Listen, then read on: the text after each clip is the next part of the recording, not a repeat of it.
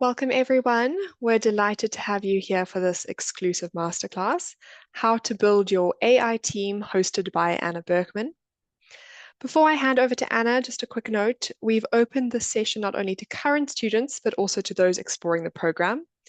If you'd like to learn more, you'll find a link to the program brochure in the chat, as well as an option to book a call with one of our enrollment advisors. The session is being recorded, but please do stay on to ask any questions you have at the end. And please use the Q&A for questions and then the chat for any other remarks. With that said, please join me in welcoming our masterclass host, Anna Berkman.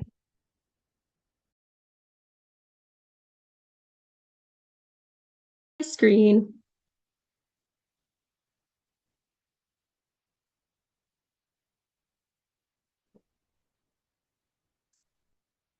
Okay, I hope you guys, woo, yay, clapping hearts.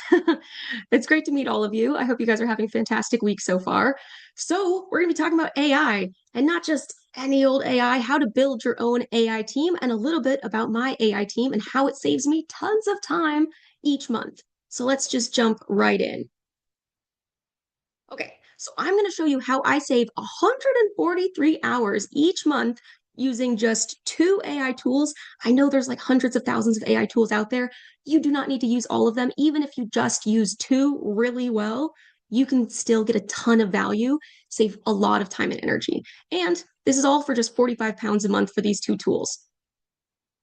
So the two tools that I think are fantastic, and it comes as a combination and they work really well together. Tool one is some kind of AI note taker. So it might be that you guys are Microsoft users and you use Teams. Otherwise, some great options are Circleback, Sybil, Grain is the one that I use with AI for non-techies. Fireflies is also a really good one. I used it for over a year. And then also a chatbot, a note taker, and a chatbot. So I'm going to be showing you guys ChatGPT and how to build custom GPTs, the ones that I use to save me tons of time. But equally, whatever platform you use, whether you use Claude or Copilot or Gemini, you can still do a version of what I'm going to share with you guys today. So yeah, two tools, 45 pounds per month, radical change, radical change. I'm going to say Q&A at the end, but I will try to keep an eye on the chat. If you have questions, feel free to just drop them in the Q&A element, and I'll have you guys on my second screen just so I don't get too distracted. All right, let's jump right in. So this is my AI team. So for marketing, and of course, they're silly names, just to make it a little bit more fun, even though they're not real people, they're AI tools, still makes it a little bit interesting. For marketing, we've got Lead Magnet Larry. Lead Magnet Larry helps me build lead magnets for the business, which is great. We got Webinar Wanda. So if I've got a big webinar coming up, no problem. Webinar Wanda helps me prep everything. I've got Column Callum, and you can see I really like alliteration. Column Callum is absolutely fantastic for creating columns, for articles that need to be written, blogs, that kind of thing, for newsletters. We've got LinkedIn Lara. So lots of different posts going on LinkedIn. Of course, it's really important to market your brand on social media. And also, if you have a personal brand that you're trying to build up, you can build a custom GPT like LinkedIn Lara. And then there's Eagle Eyed Eddie. He does a ton of things. He's like high level overview of, I've got lots of different priorities, helps me sort them out.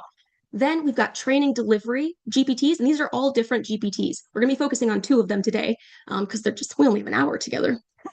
We've got Program Poly. So once I, am going to be creating an AI program, Program Poly helps me make sure that it's going to be suitable for each of the clients that I'm working with. We've got Feedback Frank. So if I've got a lot of feedback coming in, helps me sort through it and then turn it into something valuable. Proposal Pam. So for new clients that are coming in, I've had a sales call with them and they've asked, that sounds great. Can you send me a proposal? Yeah, no problem. Proposal Pam is on it, and we work together to produce an amazing proposal to send out.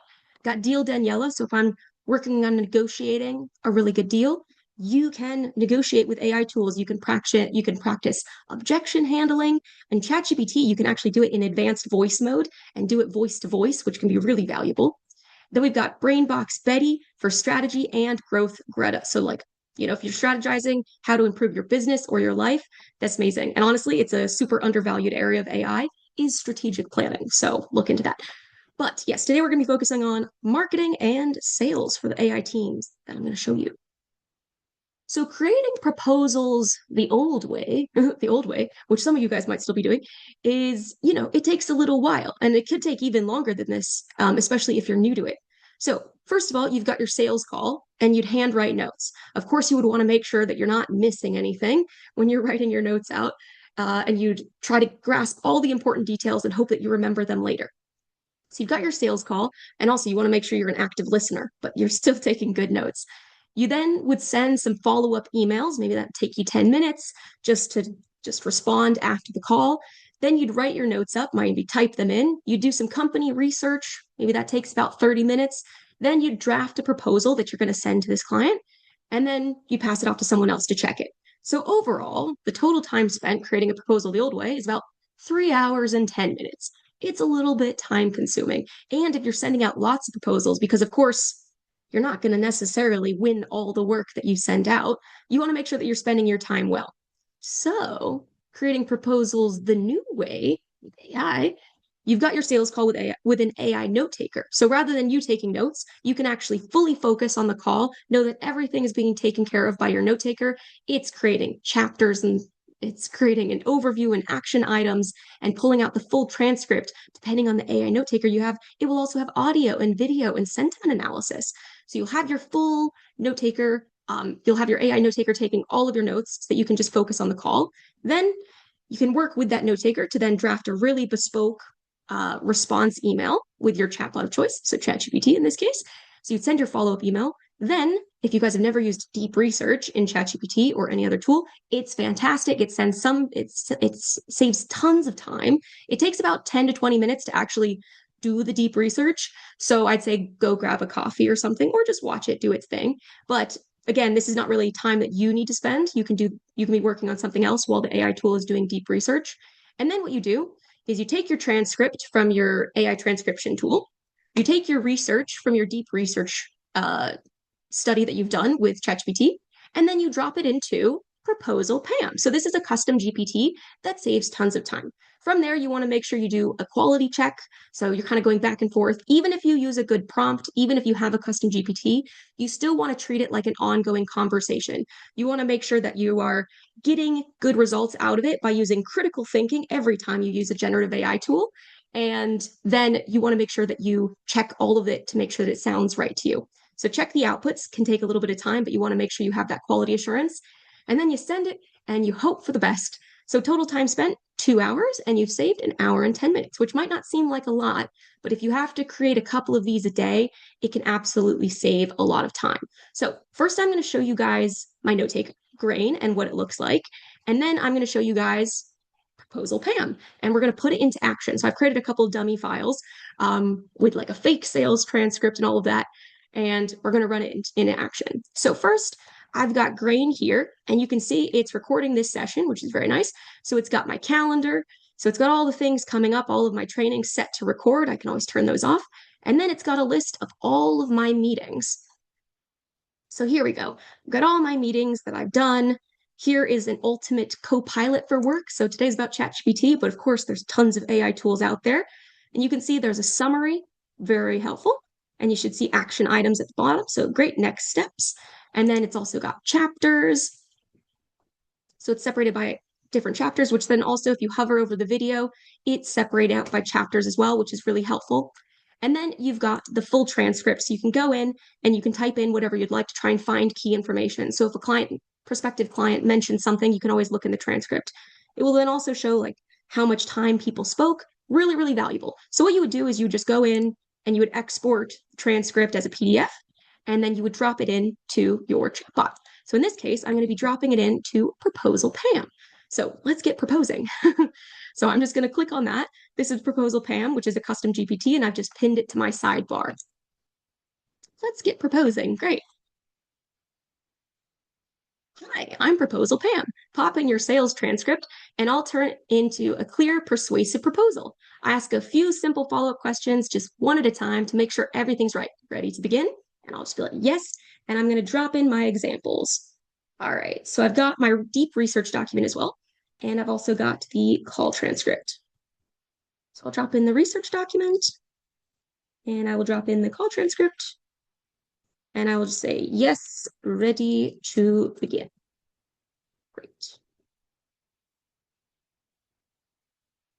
Thanks. Let's start by making sure I understand what the client wants. I'll ask you one quick question at a time, which is also really helpful. If you guys are using AI tools and they ask you like 20 questions at once, it's just way too much effort to try and answer them in this little box. So just follow up by saying, please ask me one question at a time, and it'll be much more manageable. Also, if you then want to switch over to your phone and then transcribe your answers, that's also a really helpful hack so that you don't have to like type everything in, especially if you're trying to remember details. You can actually just like you can speak it instead in case that's easier. So what's the client's main goal or pain point in your own words? So for this fake client, I've made a couple notes so that I don't have to like think on the spot. So I've just said the biggest request is actionable Gen AI skills. People want to use AI tools without feeling overwhelmed, which I can fully understand. AI can be quite overwhelming sometimes. Our current catalog covers leadership, digital transformation, and soft skills, but nothing hands-on in AI. And they're under pressure from their enterprise clients to offer AI for non-technical teams by the first quarter of next year. Great. So let's just drop in those notes and I'll paste it and then we'll go from there and it'll ask the next question. Perfect. Okay, next question. What kind of solution did you describe on the call? What are you proposing to offer them? So like feel free to summarize and I'll shape it into compelling proposals. So even though you've dropped in the transcript, it kind of wants to hear it from your own words in case you maybe understood a little bit more nuance than the AI tools were able to pick up. Because even though transcription tools are awesome, sometimes they do mishear things and they do make little mistakes. So I'm just going to say, like, I suggested that we could design something modular so they can choose their core course, optional industry packs, or train the trainer, which is a good one. We can also create a custom GPTs and prompt libraries linked to their learning platform, as well as AI maturity assessment inside the program. Cool. Excellent. Modular. Next question. What deliverables do you typically offer for this kind of engagement? For example, course content, templates, live sessions, certificates. So there's lots of different options that we could offer, but I've just said that we have options for a self-paced course, a blended course with live sessions, or a licensing model for enterprise clients. I'll also include ideas for co-branded AI champion certification for their learners. And again, you could add in so much more detail to each of these questions, and it will mean that the proposal that's created is going to be so much better. Because when it comes to good prompting, the more context you can add in, the better the results are going to be. So next question, what's the pricing model for this engagement? So like flat rate, I'm just going to say like it's going to be in the 5-figure range, but I still need to calculate. We'll just leave it there. We'll just leave it there. Got it. Next question. So in case like this part's holding you up, you can always vaguely answer it and come back to it later. Okay, so what's the estimated timeline from start to finish? Rough is fine. Okay, so because in the fake call that I had with the fake client, they said that they wanted things done by the first quarter of the year to kick everything off. That's basically what I'm going to tell them. So a quick start with a few live sessions for their first quarter target, and then more time to build out more evergreen courses.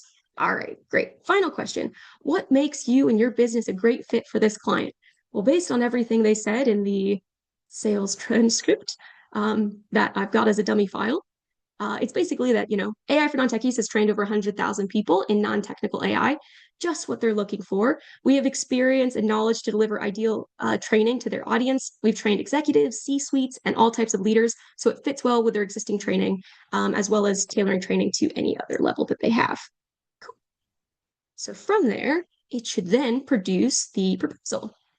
Great. So the fake company is called LearnSphere. Okay, your goals. Okay, aims to rapidly introduce a credible hands-on AI training program. Our approach, AI for non-techies will design a modular, non-technical AI curriculum. And of course, you wouldn't want to copy and paste this directly. You would then want to go into detail and go back and forth with it and be like, maybe that's not right. Actually, this needs to change. Maybe provide extra context that you can see that it's missing. Also, get rid of all the M dashes. They are very AI generated content looking. So remove all the M dashes. I have in my custom instructions in ChatGPT to write in British English. If you guys are in England, just know that these tools have bias to write towards American English. So you can always add that in as part of your instructions. But yeah, remove the M dashes for sure. Okay, so then it gives the approach, it gives the core deliverables, the pricing, obviously, that would be something that would need to be worked on. The section could be expanded once pricing is confirmed.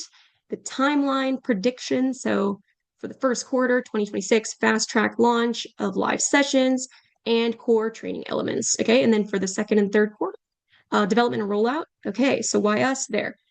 So it gives all of this very quickly and it kind of breaks it down into proposal. Okay, so now would you like this exported to a Word document or formatted into your own proposal template? At this point, if you have a template, you could drop in the template and be like, yes, make sure that it fits this structure. And you could be like, great, go from there. But a lot of the times, the AI tools, the chatbots, they will have these kind of things at the bottom trying to guide you in a certain direction. You don't have to listen to them. Like you are the driver of this vehicle. And if you want it to go in a different direction, you're not necessarily going to go straight to a Word doc. Remember, you're going to go through and you're going to check all of this to make sure that it's right. So let's see. I think the deliverables need to be simplified. I think their goals could possibly be expanded and maybe create it more in a storytelling type style. So let's see. The deliverables need to be simplified and structured by section. The goals of the company could be expanded. And it would be great if the proposal could be written as a type of journey and story that they will follow. So it seems like they can join an exciting adventure with this training or something like that. Of course, you could say whatever you want.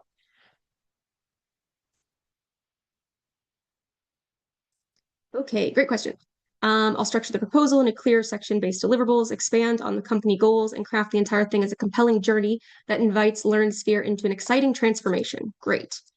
Pioneering practical AI learning. Great. Okay, so stands as strategic crossroads, maybe like slightly dramatic, but okay. With demand for AI literacy from enterprise clients intensifying, you've identified a clear gap. Your platform offers leadership. I feel like this might be slightly too pushy, so then you could go back in and be like, the tone of this is wrong. The wording is like slightly too much. Your goals are ambitious and timely. Again, this sounds like a little bit AI generated, so you want to make sure that you go in and make it sound human. If you have your own tone and style guides, again, you could drop those in and be like, great, can you please rewrite this in my tone of voice? And if you're like, I don't know what that means, do you have any examples of your writing? Have you written any like LinkedIn posts or have you written any articles or essays, anything that you've written? If you have them more clear for potentially like your business or your personal brand, maybe some pillars, some tone guides, yes, you could drop those in and it would update the proposal in your tone of voice. And again, this would save tons of time.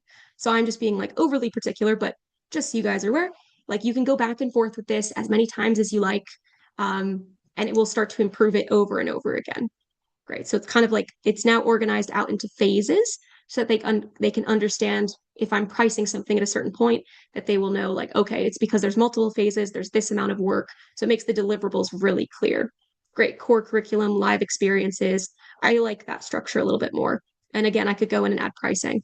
I usually like to price everything individually just so they can see a full breakdown. And then if they want to like chop and change things, they can. Normally, I would probably also produce maybe like 3 different pricing packages so that they would be able to see like if you want this amount, it's this price, and then potentially it's going to be a little bit like better deals as you get bigger because you're going to be able to incorporate more, but just so they can see the pricing, you can go in there. And again, if your pricing is the area that you struggle with, no problem. Like AI tools, you can ask them for advice. Be like, okay, for this scope of work, what would be the best price? Like, how would you break it down? And it will do that. So really anything you would like to learn, anything you would like to create, you no longer have to do it by yourself.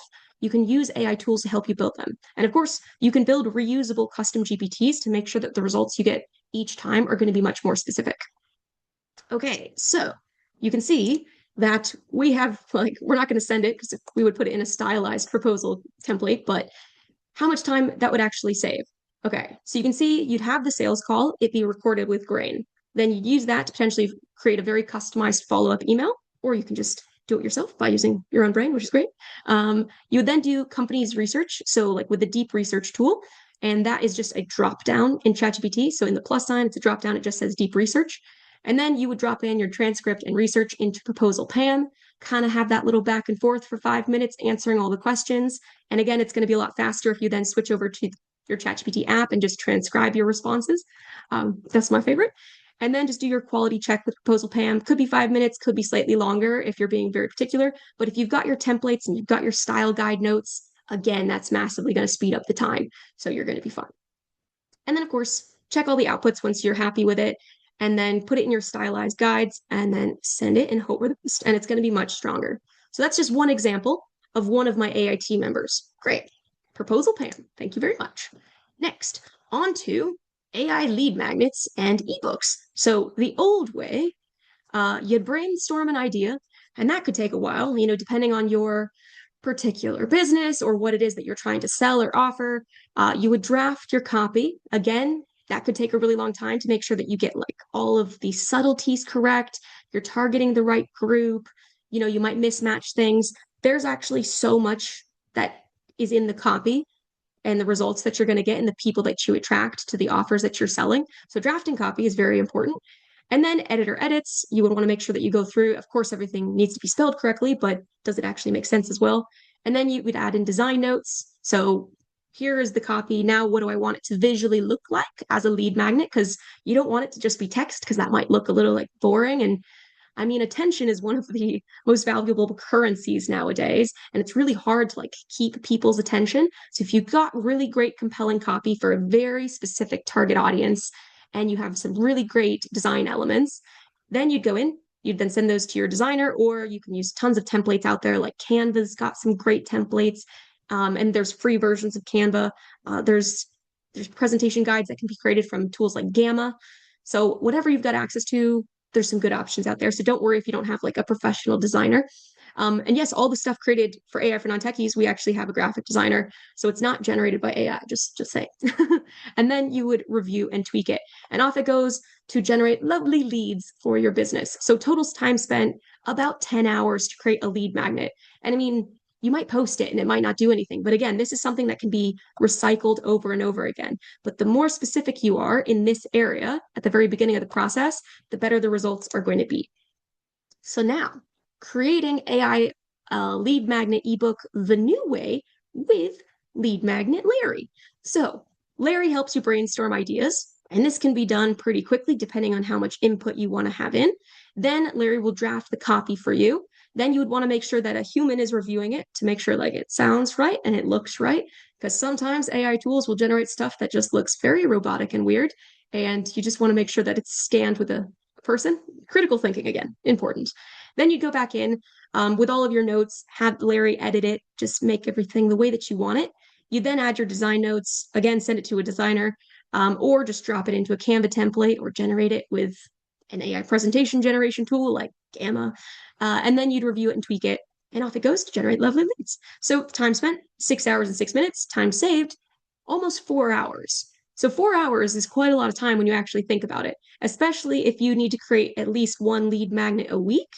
Still, this is almost a full workday when you really think about it. It's most of a full workday. And if you want to spend a whole workday just generating a lead magnet, that's entirely up to you. But if you could spend less time and really start to shrink that, then it's going to be great.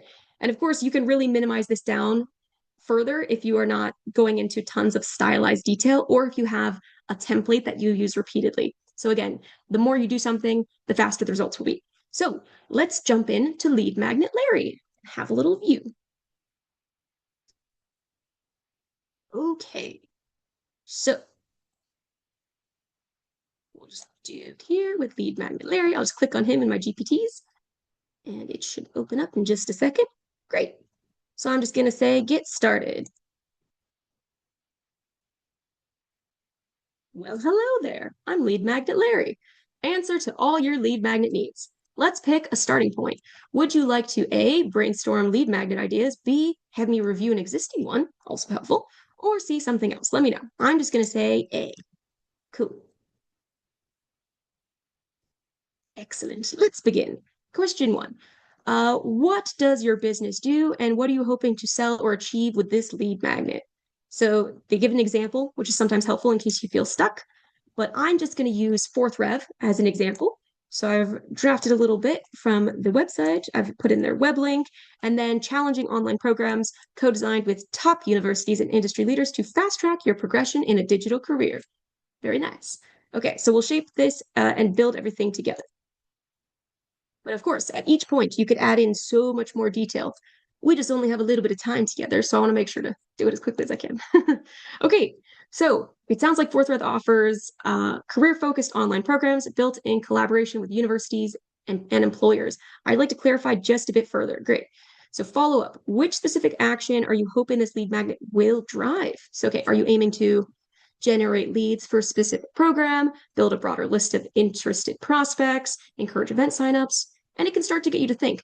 One of the great things about getting chatbots to ask you questions is it actually helps you be pretty introspective and potentially think of context that you wouldn't have considered as being important or just something that you needed. So if you're ever stuck with a chatbot, you can always just add in a sentence along the lines of, ask me one clarifying question at a time to gather further context to help me achieve the objective of this prompt. And a prompt would be, the instructions that you would put into a chatbot. But we're talking about custom GPTs. Prompts are, just a level below. Custom GPTs are something that you would do quite repetitively, and you need a very specific output each time. So then if you had basically like an AI team member, you would want it to be something that has consistent results. So you would build a custom GPT. Okay, so let's pick. I'm gonna say encourage event signups. Yeah, encourage event signups. Cool, let's just paste that in. Okay, so the lead magnet's purpose is to encourage event signups. Great. Okay, so really well. Attract the right people, those who are most likely to benefit from the event, to potentially enroll in a program. Create enough immediate value that they feel confident sharing their details and committing to attend. Cool. So next question. Who exactly are you hoping will download this lead magnet and attend the event? What stage of career are they in? Recent graduate, mid-career, career changer? I'm going to go with career changer. Career changer, looking to move into tech and digital spaces or digital career. Great. We'll leave it there.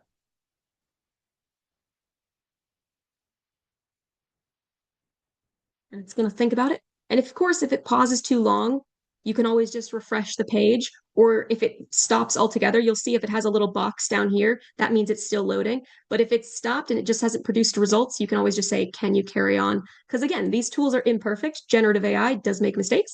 So it's important to just make sure that, you recognize its limitations and you kind of work around how to guide it to get the results that you want. Okay, so solid foundation. Next question. What are the biggest challenges or frustrations this audience typically faces when trying to switch into tech or digital careers? I might have to guess. Not knowing which tech role, feeling underqualified or too late to start, overwhelmed by conflicting advice. Maybe. Yeah. Uncertain how to get their first tech job. So this is the little box that I made. If that means that it's currently running. Okay, so one of their biggest barriers is how do I land my first tech job if I don't have prior experience? Next question. And again, all of this is going to help to build the copy for a really great lead magnet. What type of event are you inviting them to sign up for? Okay, a webinar with a hiring partner or alum, a panel discussion on career change. That might be good. A live info session about specific courses. Nah, this sounds more fun. Panel. All right. And I can see you guys have put some questions in the Q&A. That's awesome. We're going to leave about 10 minutes at the end of the session, and I'll try and go through all of your questions. I'm a fast talker, as you can probably tell, so hopefully I can get through them all. Okay, so great. Excellent panel discussion. It aligns. Okay, first tech job format. Okay, now so it's giving some options. Okay, here are 3 high-performing options I recommend for your situation. Thanks, lead magnet Larry. Okay, first tech job without experience, a roadmap. Okay, quick start guide or decision tree. Yeah, that's simple.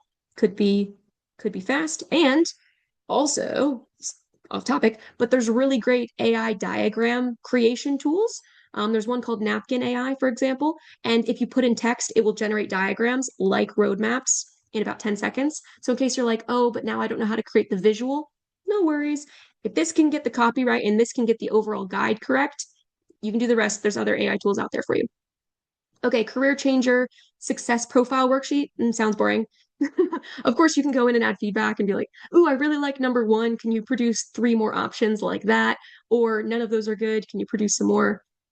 Tech career transition mythbuster. And I'll just be like, okay, I like number one. Cool. So would you like me to move forward with one of these ideas? Can you provide three more options like option one?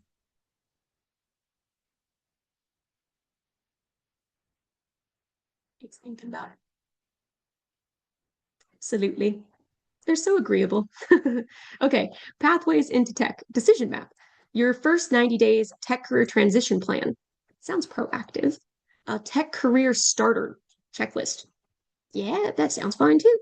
Okay, what it does, list the essential things career changers need, covers the areas to choose, like path, great, can be used as a progress tracker, why it works, call to action, tick off your first steps, then join the live session. Yeah, that's a good call to action. Let's compare the call to actions.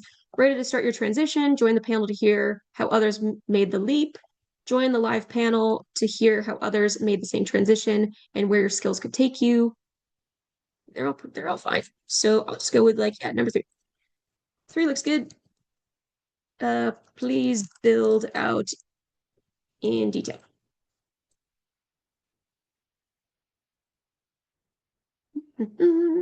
Great. Lead magnet title. So tech career starter checklist. I feel like I could jazz that up a little bit. Subheading, essential first steps. Again, slightly too boring. So we need to make that a little bit more fun. From curious to career ready. M dash. Even if you don't have tech experience. Purpose, this checklist is designed to reduce overwhelm. Cool, cool, cool, cool. Core sections of the checklist. Yes, thank you. If you guys do have questions, drop them in the Q&A, and we're going to have time for them at the end of the session. Don't worry. Great. So it has the little check boxes. Of course, sometimes AI tools use way too many emojis. So you can go back in. You'd be like, can you make it sound less robotic? Can you remove all the M dashes? Can you remove all the emojis? Ah, there you go. And then, yeah, tweak it as much as you like. And then you go from there. Format plus delivery recommendations. So design, one-page PDF, clean layout, modern visuals, checkboxes. Great. Okay. And you're like, cool. Then you would go from there. So do I want it to actually do it in a PDF format? Do I want to do what's next? And then it'll guide you and you can go from there. But basically, if you've got lead magnet Larry, you can come up with a really great idea, decide between a bunch of them, maybe ask like, what are the pros and cons of each one based on my target market? Is there anything I might be missing? Like I love asking tons of follow-up questions to interrogate it. You can also ask the AI tools to be like critical of the results that they've given.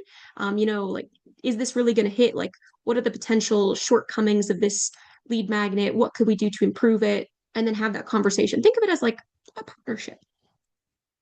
So that is lead magnet Larry. Good option there.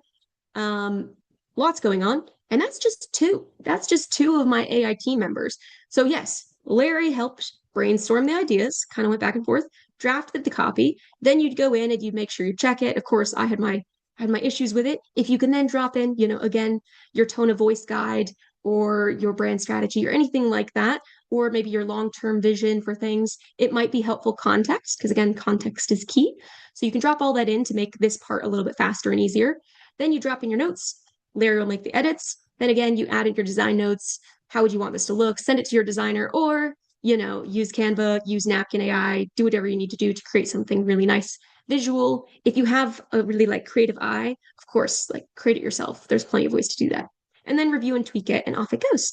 So still saves tons of time. I feel like we did that pretty quick, and I was talking you through it, so it would have been faster on my own. And again, I would have done it voice to text. I would have done it voice to text for sure. Okay, so how are these things actually made? Like I just showed you two custom GPTs. Okay, that's great, but like how are they made? So first of all, you want to think of what could be a great custom GPT. So there's a certain checklist criteria for custom GPTs or like AI team members, you could call them. And it's just kind of like things that would need to be done repetitively at a similar quality. Okay. And in that case, you might want to build a custom GPT. So if you produce a newsletter every week, same kind of structure each week, requires the same steps, then you might want to create a custom GPT. If you need something to review email outputs, or if you need it to create proposals for you, or go through transcripts to see if, you missed anything, especially if you work in sales specifically. I'm sure you guys are coming in from a lot of different industries. So there's tons and tons of use cases and examples. And if you're like, I have no idea, go into a chatbot and like describe all the stuff that you do and be like, are any of these suitable for custom GPTs? Which ones are better for reusable prompts? Which ones are maybe more suitable for just like one-off discussions with a chatbot? Let me know. And then it will give you the ideas of, well, what might be the best option. So once you've decided on the custom GPT that you're going to build, there are two main criteria to build a good custom GPT. One are the instructions. So you can think of it like a prompt, but its instructions can be very long and in a lot of detail. Instructions are basically going to guide the custom GPT step by step through the process of how it's supposed to interact with you. So if it's supposed to learn a certain piece of information before it moves on to the next step, you can have certain instructions like you cannot move on until you get this clear information. You cannot move on until they drop in these documents, for example. And then it will be like, okay, I know I can't move on because it's in its instructions. If it's not allowed to produce things in a certain words, certain like style, again, you would add that into potentially the constraints for the instructions. So again, the instructions can be quite long.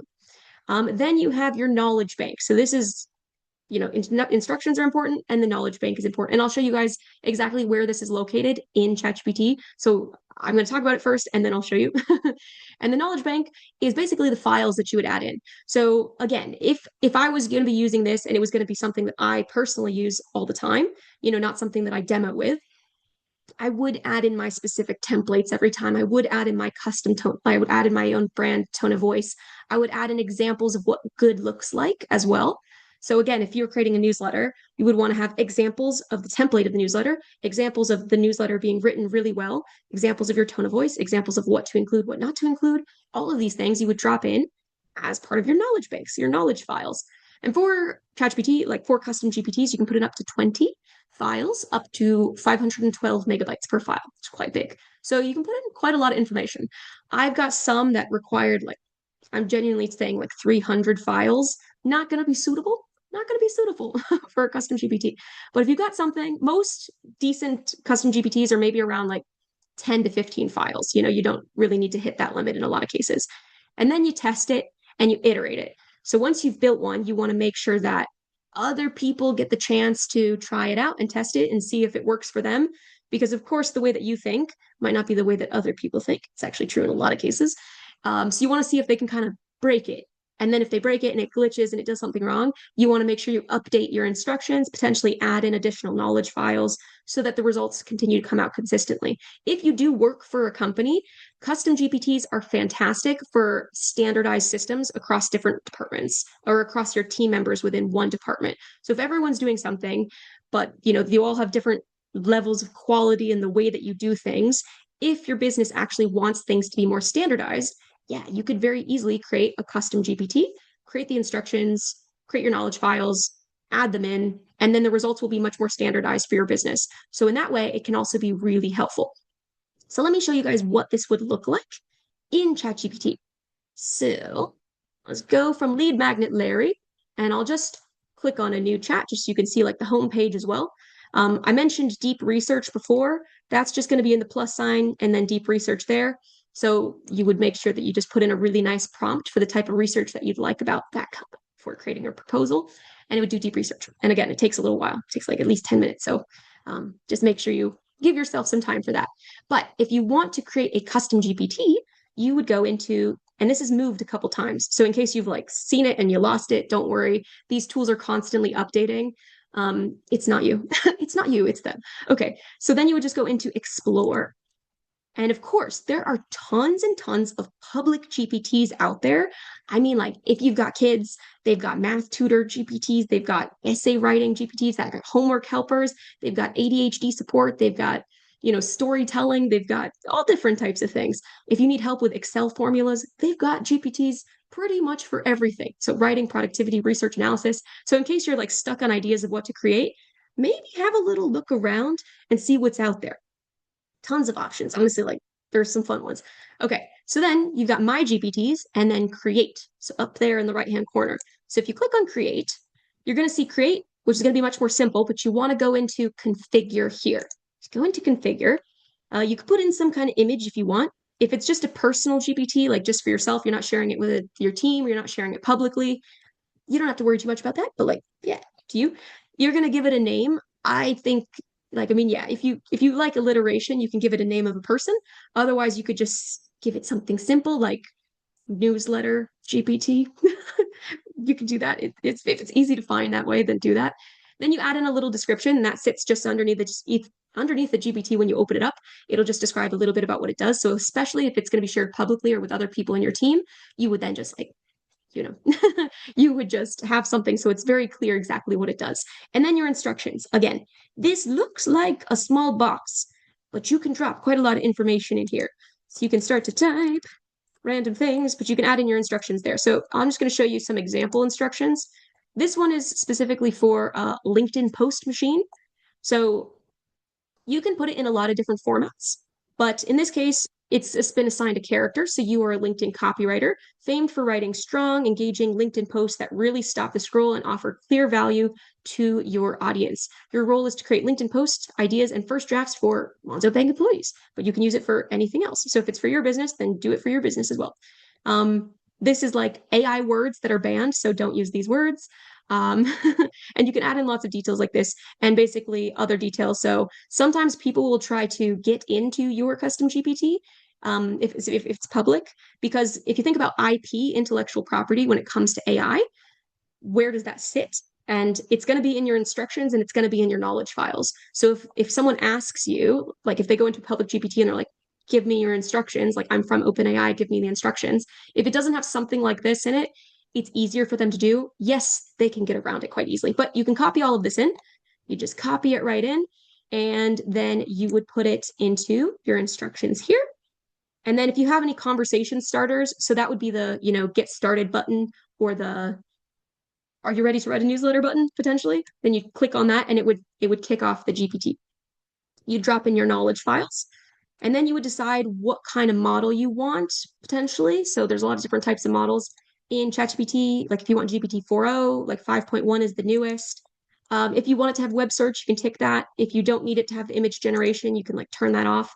And then you would go and test it. So you test it out here and then you would go and create it. And then you would test it out some more. You'd have other people look into it. Okay, so that's very simply, very, very simply, how you would build a custom GPT. Again, the idea is going to be the most important part. Creating the instructions is going to be really key. Adding in really valuable knowledge files is going to be incredibly important. And then just making sure you test it and refine it as you go. I'm going to make sure I have time for all the questions. Okay, so my AI team, again, like we only had a short amount of time together, so I only showed you two of my AI team members, but again, there's tons. So we've got lead magnet Larry. So lead magnets down to like 3 hours saved each month. Webinar Wanda saving 8 hours each month, planning out customized webinars for different clients. Column Callum saving 4 hours each month, using all of my examples of past writing that have been written to make sure that it sounds just like me when it's producing something, and it's using all of the necessary research to make the content very specific. LinkedIn Lara saving 10 hours per month. Eagle-eyed Eddie, lots of stuff, just making sure I'm prioritizing everything correctly, because if you're trying to do a lot, sometimes your priorities can get a little bit confused. But yeah, just having that like perspective back into clarity can be really, really helpful. Proposal Pam, 12 proposals can save like 13 hours per month.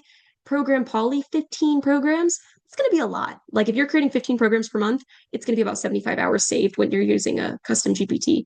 And then Feedback Frank. So 20 feedback forms, it's going to save about an hour per form. So total time saved, 143 hours. Basically one full-time employee for 45 pounds per month. And of course, they're not a person, but they're two different AI tools. So your transcription tool is going to be really helpful, whichever one that you use. If you use Fireflies, if you use Otter AI, if you use Sybil, if you use Grid, if you use Teams, whichever, it's going to be helpful.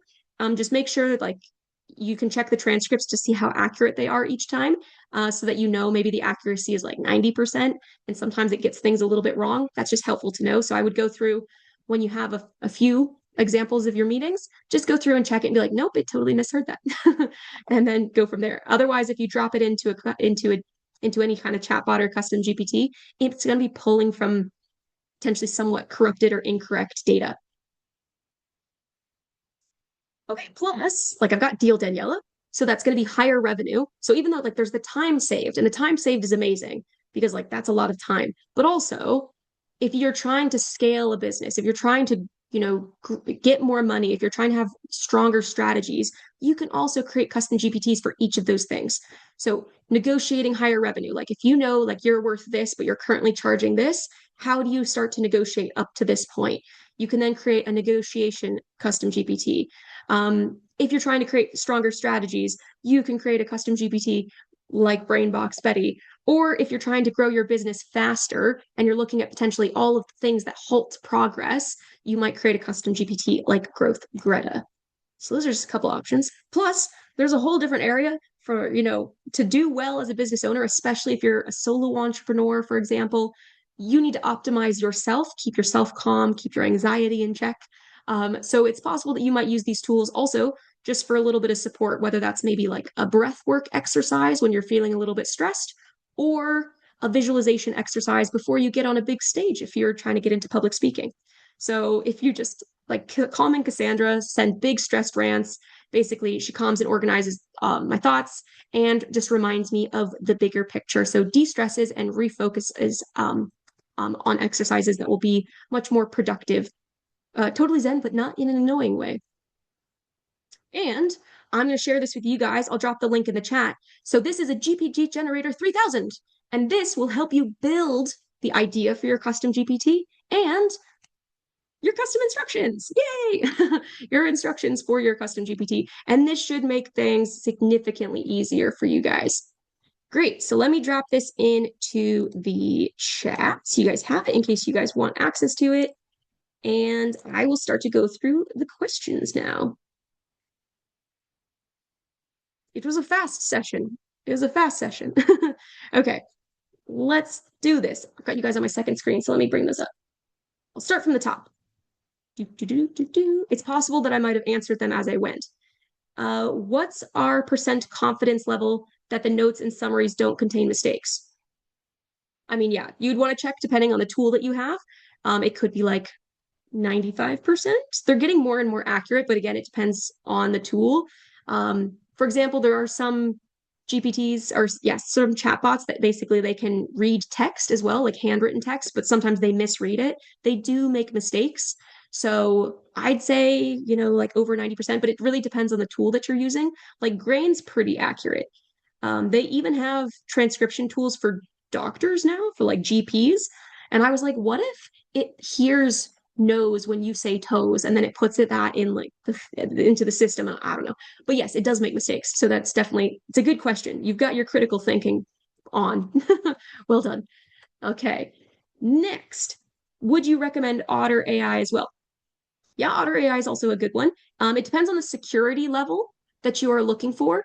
One thing that I like to do, I also use a tool called Perplexity. It's kind of like Google on steroids, but really any deep research tool. So if you're in ChatGPT, you can have it do deep research to compare your tech stack. So the current things you have that you're working with, and then also maybe your budget, like what kind of security level you're going with, if you want just audio and transcript, or if you want video as well, and then ask it to do deep research to figure out what the best option might be for you. Then that one will hopefully be like helpful. Okay. In our job search, how can we use AI effectively with networking, contacts, job preference, and yes, getting the right opportunities for jobs? There's a lot of different ways. So I've helped a friend do this. She was trying to get a job as a paralegal, and she was really struggling. She was applying for lots of jobs. And so what I did, I mean, this is like slightly a out of the box strategy, but I went into a chatbot and I asked it to come up with all of the jobs that have a sort of parallel experience education requirements to a paralegal, but are like they have a different title. And then I had them rank it, I had the chatbot rank it by like salary range and also potentially the most in demand in London. And it gave me a bunch of different options. And like One of them was like a junior compliance officer, totally different title. And then I went and cross-checked that information on like LinkedIn and Glassdoor and Indeed. And it turned out that there were options and they were like above the salary range that she was looking for. And then she was able to use the experience and education that she had to then get one of those jobs. So in that way, you can look for parallel jobs, but also you can have chatbots review your CV. You can have it review your cover letter. You can ask for instructions, advice, input. You can have it coach you before interviews as well. So it could do deep research on the company that you're about to interview with, save you tons of time. It can then give you like a summary. It can help you prepare questions to ask them, potential questions they might ask you, the best possible answers. You can run simulations in like voice to voice mode or text mode. You can simulate interviews beforehand to make sure that you're super confident and prepared no matter what kind of question comes up. In networking, you can have deep research look for potential networking events. If you don't have a budget for networking events, you can look for like free events in your area. Also, you can just look on like Eventbrite and sites like those. Because yes, networking is a good way to get jobs also. Yeah, you can also just strategize with it. Like, what's the best way to do this? Like if I'm trying to get this job, what's the best way to get hired? How do I best prepare for this thing? Lots of practice. But yeah, CVs definitely can be improved. You can get critical uh, feedback. You can ask it to be ruthless if you're willing to go that far. So you can ask it to like be very brutal with what you've put on.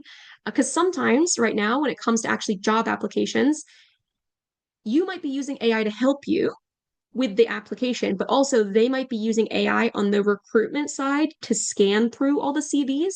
And if your CV doesn't have the particular keywords necessary for the job in their job description, it might be that it just gets like filtered with their system. So if you're applying for a lot of different types of job roles, just create a few different versions of your CVs that make sure that they have the keywords that match the job description. Let me see. Okay.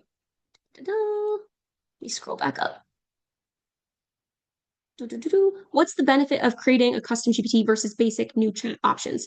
Oh yeah, so custom GPT is just, it's going to be if you have to do something repetitively and you need consistent results each time.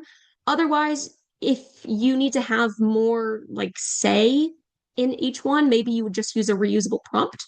Um, if you don't have to do something that often, then you might just build the prompt while you're doing the discussion. And in that case, I would add in that sentence of ask me one clarifying question at a time to gather further context if it's just a one-off, because it's going to get all the context it needs. It's basically going to interview you. These tools don't have real world experience. So like you are the expert, you are the one with all the knowledge. So make sure that you put it into it because it's not going to read your mind. So that's definitely one of the benefits of a custom GPT. Please, where is my GPT's created new located? I can't find it in my apps. Oh goodness, scroll back up. Could you tell us more about how you set up Proposal Pam? Yep, just go into your GPTs, create GPT, instructions, knowledge files. I think I probably answered that already. Unfortunately, joined a little late. What is the currently suggested best note taker? Again, it depends on what you're looking for, like what your price range is, how much security you need, what features you want it to have. So I would just have like I would potentially do deep research or go in just I use Perplexity as well for things like that. And then I ask it to compare all of them in a table with potentially like customer rating, price, key features, that kind of thing. Run in the background example, listen to a podcast on Spotify, as it would be great to get transcripts and summaries. You might be able to, so one of the things I do, a lot of transcription tools, you can also just drop in files. So rather than it listening to it live, you would then just download or extract the audio file, drop in the audio file into your transcription tool. It will then create the transcription and then you can export that as a PDF and interrogate it. Alternatively, there's also a fantastic tool that's free called Google Notebook LM, and you can drop in web links and it can generate podcast overviews. You can ask it questions in Google Notebook LM. So there's lots of good options there. Moving right along. Is this on ChatGPT Pro only? No, you can use it on Plus. Pro is like £200, $200 per month. Plus is $20 per month. And then there's Teams and Enterprise. Teams and Enterprise has enterprise level encryption, whereas the Plus, like the personal plan, does not. But if you are on Claude, for example, which is owned by Anthropic, you have projects, which are different than ChatGPT projects. And if you are on Gemini, so if you're a Google user, there is GEMS. And then if you are in Copilot and you use Copilot Studios, or Copilot 365. They are called agents. They're not actually like agentic in most cases. They are basically like custom GPTs. But yeah, you can use the plus accounts totally fine. How do you create prompt the agent to follow the same questions every time? Yours looks like a following a process every time. Yes, so that would be in the instructions. So if you wanted to have like consistent outputs, you would make sure you ask this question, step 1, step 2, step 3, step 4. It depends. So one of the things that you can do with good prompting as well is, what is your process? So if you were to do the task that you're trying to get it to do, because again, this is probably something that you do repetitively right now. So what would you want it to do step by step? So how would you do it? What's the first thing you do? Okay, great. What's the second thing you do? So if you can actually start to map your internal workflow for this individual task that you're trying to make more efficient with a custom GPT, then you would just do it step by step. And that's how the best way to do it, so that it would follow those instructions each time. You have created my agents, but I have not reached the level to work with them under automated processes. It's not really like using automation. It's just following the instructions step by step. So just say like, first you do this, second step this, third step this, like, and you can always say like, don't move on to the next step until XYZ. Otherwise people just, it doesn't, people can get around it quite easily, especially if you're building it for a team. Please expand on protecting your AI agents, protecting public IP. First, I've heard of this. So you can make your custom GPTs public, and that actually can be a great form of marketing. So you can use custom GPTs as a lead magnet. You can add in like details about like your website, your LinkedIn. You can link those in at the top if you'd like. And add in clear details of your company name if you want to use it as a lead magnet. But otherwise, they're going to be private unless you share them publicly. So if you don't share them, they're going to be within your account. Again, if you're on the plus count and not on Teams or Enterprise, then it's not encrypted. But one of the things that you guys should just check on, just while we're like here, is if you go into ChatGPT, even if you are on a paid account, so even if you're on Plus, you still want to go into your settings and you want to go into data controls and make sure that improve the model for everyone is switched off. It's naturally switched off in Teams and Enterprise, but it's not automatically switched off in the Plus account. And basically, if it's switched on, it means that everything that you are saying in the conversations you have with ChatGPT are currently being used for data training, which means that it's possible that what you say could come out somewhere else, but also it's not private. So you just want to make sure that that's switched off. So in case you've got it switched on, just go into your settings, go to data controls, improve the model for everyone. While that sounds lovely, switch it off. Just as a point. Okay, great. 1 second, maybe make this full screen again. Oh, thank you. Thank you. I'm glad it's been helpful so far. Is N8N worth it? So you're talking about like an automation tool. So there's Zapier, Make, N8N. So AI and automation, are two separate things. Sometimes you have AI with automation. It depends what you're doing. N8N I've heard is less non-techie friendly. So if you're a non-techie, maybe go with Zapier. I know like from my automation specialists I've spoken to, they use Zapier for only like 1 to 2 point automations, because then you can use them basically for free. And then for anything else, they use Make, but Zapier has like 8,000 connections, and I think Make has like 2,000 connections or 5,000 connections, and N8N has slightly less. And it's also like less non-techie friendly. But it depends what you're doing. It depends what you're doing. Start small. Can you please an instruction of how to build it? Yeah, so if you get access to the GPT generator, it will guide you through the process of coming up with what your GPT should be. And also it will help you build the instructions for it and suggest potential knowledge files. And if it doesn't, just go in and be like, what knowledge files would go well with this GPT? And it will drop them in there. Great. Can you please send an instruction? Yeah, cool. You guys got that. We've only got 1 minute left. Let me see if I can get through everything else. Does coding knowledge significantly help or provide an advantage? That's like, honestly, it's fantastic if you have programming knowledge. There's this whole sector with vibe coding, and it is basically coding with just natural language, but you wouldn't have the ability to understand whether or not there's potentially security problems with it, or if the code is very inefficient. So if you have the basic coding knowledge, you're already going to be massively ahead, but you also don't need to have coding knowledge to be able to build like websites now and apps, but the security issues with them are massive. So if you have some sort of like software architecture, data architecture, programming background, that's going to serve you really well. At the moment, these tools can get up to like junior level programming, but you want to make sure you still have those foundational knowledge. Like, so even if these tools get better than that, you still understand the higher level strategy and creative abilities when it comes to coding. So yeah, it's good. Don't worry. Solid. That skill's not going away. And they predict that right now, a lot of the older programmers are going to be better off than all the new ones that are relying too heavily on AI and not developing those foundational skills. Cool. That was all the questions, I think. Oh, is Copilot more accurate or ChatGPT? So Copilot is now using GPT-5, which is ChatGPT, which is ChatGPT. Um, so I would say like ChatGPT is a little bit more accurate. I think Copilot makes more mistakes, especially when it comes to little things, like following your instructions very clearly or, reading images correctly. But yeah. Okay, cool. Sorry, we're a little bit over the time. Do you guys want to come back in, host people? I hope you guys have had fun. Very fast session. Host people over here, host person Host number people. one. Thank you so much, Anna, for that really insightful session. I think all of us on the panel were very happy to be a part of it too.